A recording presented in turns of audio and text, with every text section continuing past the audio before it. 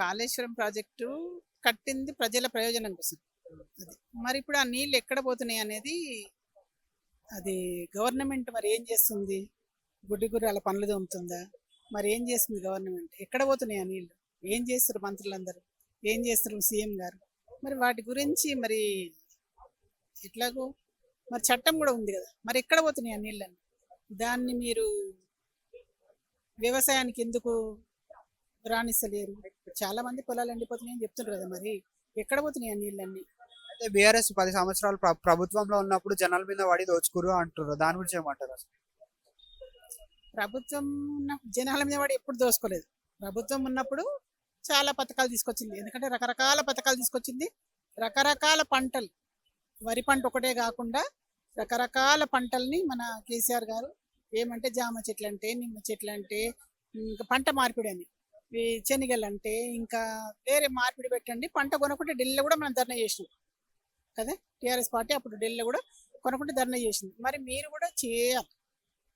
ఏం చేస్తున్నారు మీరు? ఆ నీళ్ళు ఎక్కడ పోతున్నాయి? పంట మార్పిడి ఏంది? మరి హరితహారం ఎక్కడ పోయింది?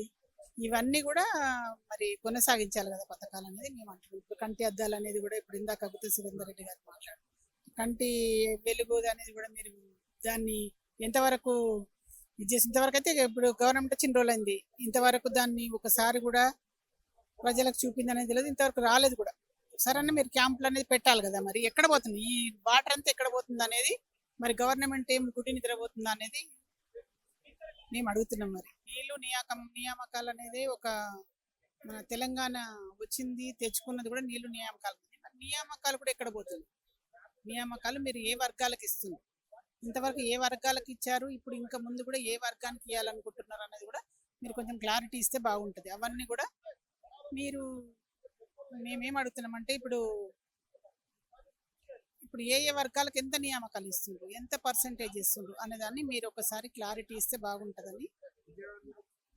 నియామకాలు అంటేనే వచ్చేది అది దానికి అది మీరు కొంచెం క్లారిటీ ఇస్తే బాగుంటుందని మేము అంటున్నాము. ఎందుకంటే ఇప్పుడు వ్యవస్థ అనేది ఎంతసేపు నిద్రపోతే కాదు, మీరు ఏం చేస్తుండ్రు అనేది, గత ప్రభుత్వం ఏం చేసింది అనేది విమర్శించడం కాకుండా ఇప్పుడు మీరు ఏం చేస్తుండ్రు విమర్శలు పక్కకు పెట్టి మీరు ఏం చేస్తుండ్రు, మీరేమైనా కొత్త పథకాలు తీస్తుండ్రా, ఇంకా మీరేమైనా ప్రజలకు మేలు చేయదలుచుకుంటారు అవే కాకుండా మరి ఇప్పుడు ఏదైతే ఇప్పుడు పింఛన్లు ఇస్తా అని చెప్పిండ్రు, 4,000 పింఛన్ ఇస్తా అని చెప్పిండ్రు, 2,500 స్కూల్ పిల్లలకి ఇస్తామని చెప్పిండ్రు. మరి ఆ 2,500 ఇచ్చిండ్రు? ఎవరికన్నా ఇచ్చారు? ఏ ఒక్కరికన్నా ఇచ్చారు? ఇప్పుడు గవర్నమెంట్ వచ్చిన రోజులైంది. మరి వెహికల్స్ ఇస్తా అన్నారు, ఏది కాలేజీ పిల్లలకు. ఏ ఒక్కరికన్నా వెహికల్ ఇచ్చిండ్రా?